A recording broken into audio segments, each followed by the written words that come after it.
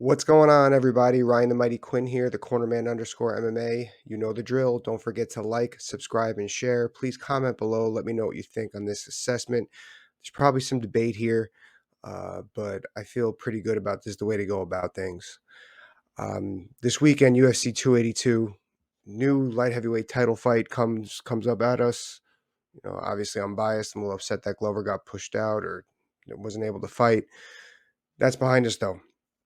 But in this main event, Jan Blachowicz is a pretty heavy favorite to Magomeged Ankalaev. Now, I think deservingly so. I truly believe that, especially based off of what Magomed does, uh, what Jan has had trouble with in the past. However, there is a way for Jan to pull this off. Being a coach and a student of the game, I love doing this part. For those of you who don't know, I was 2019 Florida MMA Coach of the Year, and this was one of my favorite parts of it is breaking down the game planning. Like, I always feel like this part of it's like being the offensive coordinator for a professional football team in the NFL. Now, now, how do I think this fight's going to go? I personally think that Ankalaev is favored for a reason.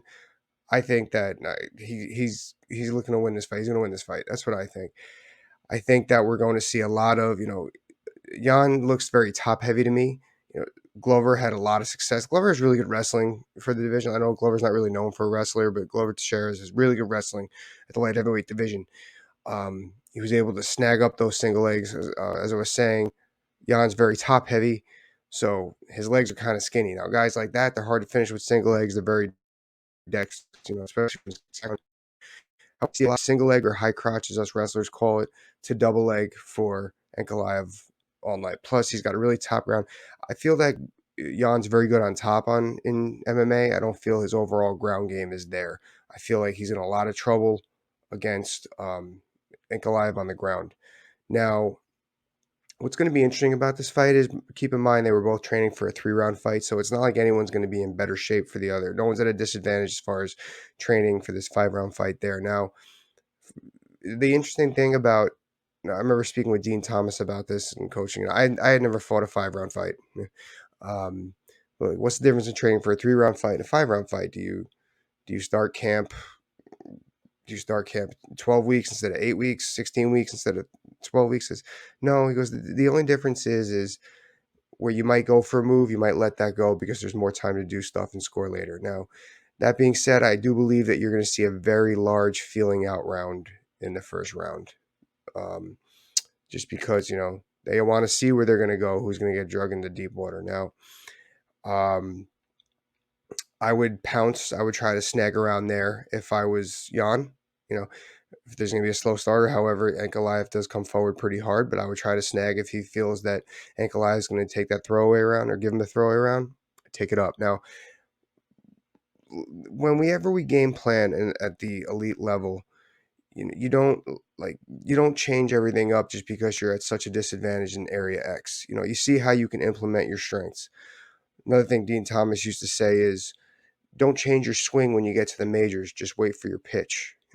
Obviously we can't really wait here, it's a little different story, but or find your pitch, foul it off till you get yours. Now, Jan's known for his striking. Magomed Ankalaev has pretty good striking too, but we're not going to turn Jan into an offensive wrestling powerhouse right now or a jiu-jitsu black belt on the ground overnight. So what is Jan good at? So we got to figure out how to implement our strengths before we add to our game to defend what the other guy's good at. So right now, what are we going to focus on? We have power punching with Jan. How do we implement that power punching? First, I think the biggest thing here that we got to see is slow things down. That's the other thing that I would say too is we got to figure out how to slow things down against power wrestlers and fast strikers. Slow things down. I know that I'm at an athletic deficit, so to speak, when I was training, so I always had to slow things down on my opponents. How does he do that? First, footwork. Stay on the shoulder. Win the shoulder battle. The angle on Ankalaev. Don't be dead up on him so he could blast you with double legs, where he could come forward with those hard punches. Make him chase you a little bit without backing up. How do you do that? You do that by staying on his shoulder, by winning the angle and scoring from punches there. you could actually get away with throwing the power punches without him shooting off if you're on the proper angle. That's the biggest thing. Feints, we'll see how the feints work. I think the biggest thing there, though, with winning, on top of winning the angle, if you're dead up or if you choose to be dead up, I think that Jan's going to have to throw rights to the body a lot. Straight rights to the body, jabs to the body, stab jabs like he's fencing, stab jabs, rights to the body. What does that do? Now, it's going to look pretty boring at first, sure, but it does a lot of things. It slows down the power wrestler. It's going to put him on his heels for a second, stop the forward progress, and allow Jan to get back to that angle. Get back to that angle where he could score another punch or a low kick. That's the only combination I would throw a low kick on a guy like Ankalaev, is if you could throw that body to angle off and throw when you're on that angle off the shoulder. I wouldn't throw a low kick on him. He's going to gobble it up if you're straight on north-south. What else does that do? Stop on top of freezing him in his tracks. Jan's a power puncher. Okay, so he's got to figure out how to land those power punches. A straight right hand to the body puts Ankalaev on his heels, semi-stands him up. I'm using that word very liberally, because he's not really going to be stood up, but it gets him stuck in the mud for a minute to throw that right to the body, left hook up top, right hand. Right to the body, left hook up top, right hand. Land those power shots. Maybe even a left to the body, left hook to the body, chop down the tree. Don't get greedy with this either, unless you really smell blood in the water. There's not going to be a knockout. There's not going to be a home run in the first or second round. I would use that right hand to the body. That's what I would do. I would use the jab as more of counteroffensive. Jab up top a little bit, jab to the body, jab to the body. Just show judges I'm trying to score.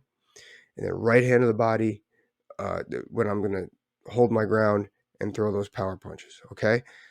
That's what I would do. That's how, if I'm Jan, that is how I am implementing my game, my strengths into this fight on Saturday night. That is how I'm getting it in. Now, what do we have to add there? What do we have to add? Now, there's going to be things that, Magomeged Ankalaev is not fighting for the lightweight title for no reason. What is he good at? I would really be careful against the fence if I'm Jan. I'm really going to work my cage defense, my wrestling cage defense. He didn't pummel very well against Glover, I remember. Glover kind of took him down at will. And I could see that kind of happening here. So I would work my cage defense, really push that head out of position if I'm Jan. Really, and don't get, you got to be patient with this too. If you see a lot of the cage defense, the good cage defense, you get that short whizzer, you push the head out of the way.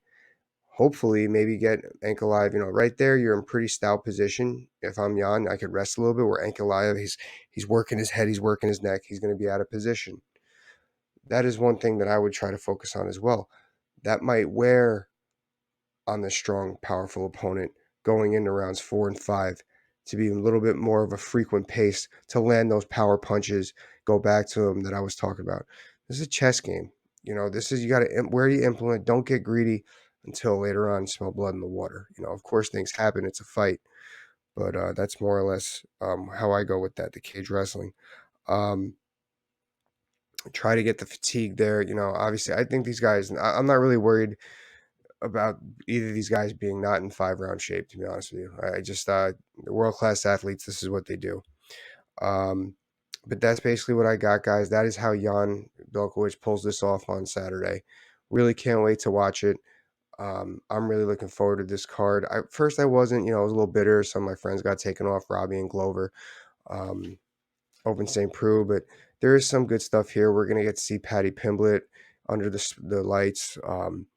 There's a lot of good fights to watch. Buckley and Action Man Curtis. That's going to be another chess match to look for. I'm looking forward.